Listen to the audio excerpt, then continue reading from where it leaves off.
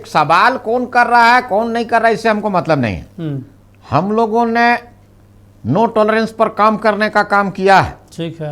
और माननीय मुख्यमंत्री नीतीश कुमार जी ने विकास के किसी भी योजनाओं से किसी प्रकार का कोई समझौता नहीं किया। बिल्कुल। और बेकार की जो बातें हैं लोग अगर मान लीजिए करते हैं तो वो करें, ठीक है। लेकिन हम लोगों ने जो निश्चय किया था, जो घोषणा पत्र में हम लोगों ने निश्चय किया था, उन घोषणाओं को हम लोग अमली जामा पहनाने पर ही विचार विमर्श किए और उसी के रास्ते पर चलने का काम किए हैं। जहां तक सवाल है कि घुसपैठिए का या जिसका भी, तो भाई ये तो आपको बताना होगा ना कि कहां पर है क्या है। अगर मान लीजिए कि घुसपैठिए का मामला है, ठीक है, तो माननीय नीतीश कुमार ने जो काम इस पर करने का किया है वो तो व्यवस्था बनाया गया ना भाई। बिल्कुल। अब अगर मान लीजिए फिर से आप उसका ये करिएगा तो ये अच्छी बात नहीं है। ठीक है। जनता को घुसपैठी और ये और वो सबसे मतलब नहीं है। मतलब उसका स्वास्थ्य अच्छा होना चाहिए, बिल्कुल। उसको होना चाहिए कि उसको पढ़ाई लिखाई अच्छे से शिक्षा दीक्षा होनी चाहिए और उसका जीविकोपार्जन अच्छा से चलना चाहिए और उसको सब सुविधा मिले और उसको सुरक्षा मिले। ये सारी बातें हम लोगों ने बिहार में देने का काम किया है और 100 नहीं बल्कि 110% देने का काम किया है। ठीक है। तो जो लोग इस तरह के बरगलाते हैं और इस तरह की बातें करते हैं, देखिए भाषण देना अलग बात है, लेकिन धरातल पर काम करना, मैं तो बोल रहा हूं कि माननीय नीतीश कुमार का कोई क्लोन पैदा नहीं होगा। चले ठीक है, आप करके दिखा दीजिए। ठीक है, एक मुख्यमंत्री माननीय नीतीश कुमार के जैसा विकास पुरुष को पैदा कर दीजिए, हम उस दिन मान लेंगे कि आप ऐसा है। पूरे देश में 26 राज्य है और किसी भी राज्य में आज तो ये लोग जो बोलते हैं ये यहाँ भी तो झारखंड में तो ये सरकार बनाए है ना भाई, सरकार बनाया है आपने, तो आप सरकार में कौन सा आपने विकास कर दिया? 5 सालों में, 2.5 सालों में, 3 सालों में आप हमको गिनाइए ना भाई। कोई मुख्यमंत्री नहीं बन सकता बिहार में, ये दावा है। दावा गलत कहाँ है? चले ठीक है सर, दावा गलत नहीं है। ठीक है सर। और 100 में 110% हम लोगों ने काम करने का करके दिखा दिया। और आने वाले समय में आप सुनिए एक चीज और, बिहार बाढ़ से ग्रसित क्षेत्र है, ठीक है सर, और सुखाड़ से भी ग्रसित क्षेत्र है। आज माननीय नीतीश कुमार ने और एनडीए की सरकार ने यह प्रण किया है कि हम लोग बिहार को ऐसा बनाएंगे कि आने वाले वर्षों में बाढ़ से खत्म हो जाए, बाढ़ का नामो निशान नहीं होगा।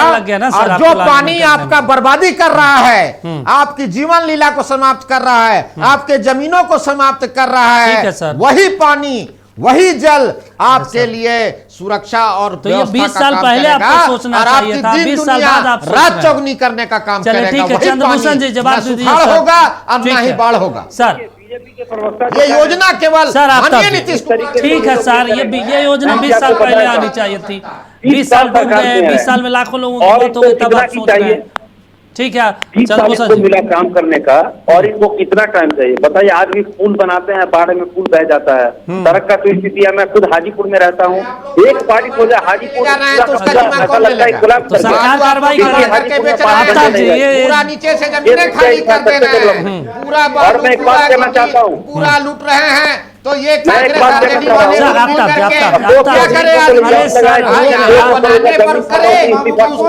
के लिए व्यवस्था हो गया, उसका भी व्यवस्था आप लोग लगा रहे हैं। अब बालू निकाल के दिखा दीजिए। इस्तीफा क्यों नहीं दिया? कुछ नहीं, कांग्रेस के बोलने से कुछ होगा नहीं। ये सारे लोग लुटेरे लोग हैं, कितने लोग लूट करके। आज देखिए जब से भारतवर्ष आजाद हुआ, बोलने दीजिए सर। क्यों नहीं इस्तीफा हो रहा है? ठीक है सर, उन्होंने कहा कि बिहार में 70,000 करोड़ का घोटाला हुआ है, कोई नेता इसका जवाब नहीं आया। कहाँ गया वो 70,000? ठीक है, बोलिए सर। पूरी भ्रष्ट सरकार है, हमें बिहार को भ्रष्ट सरकार से निकालना ही पड़ेगा। हाँ चलिए ठीक है। अनिकेत जी आप कुछ कह रहे थे?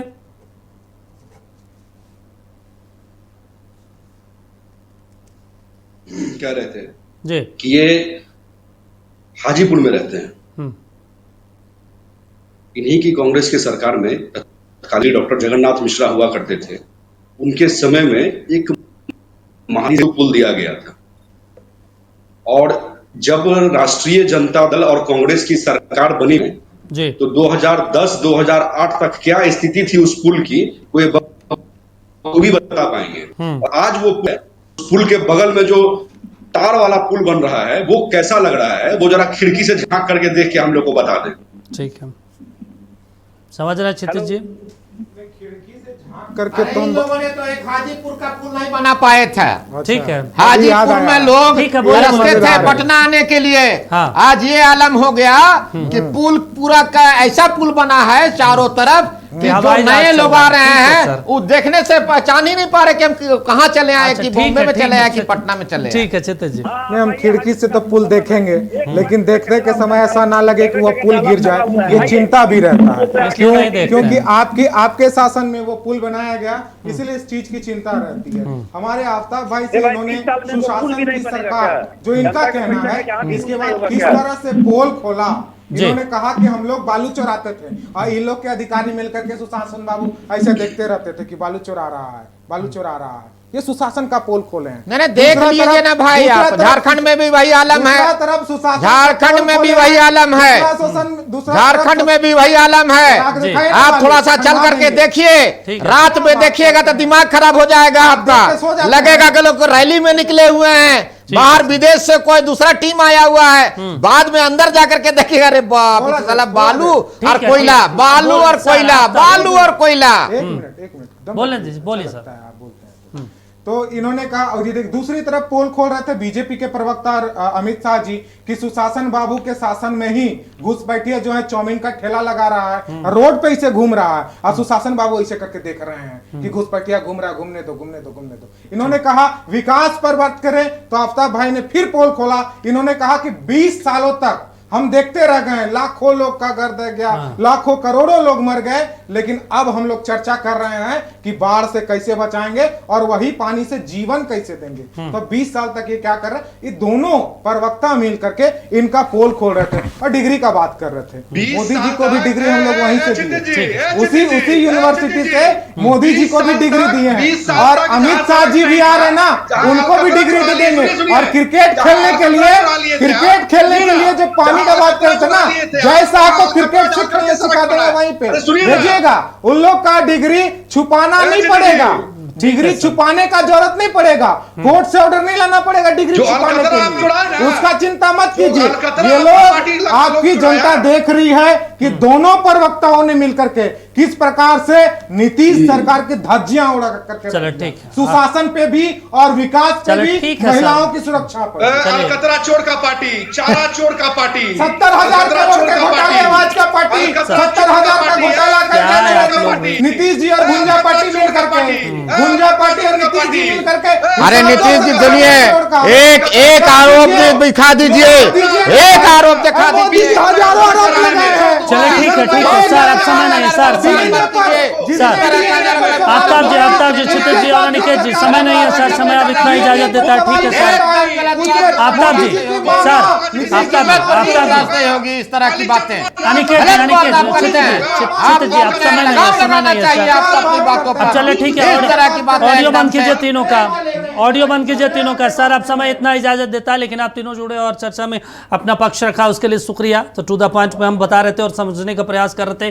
बिहार में अमित शाह आ रहे हैं, महागठबंधन की तरफ से भी रैलियां की जा रही, इसका असर क्या होगा आने वाले दिनों में, देखते रहिए।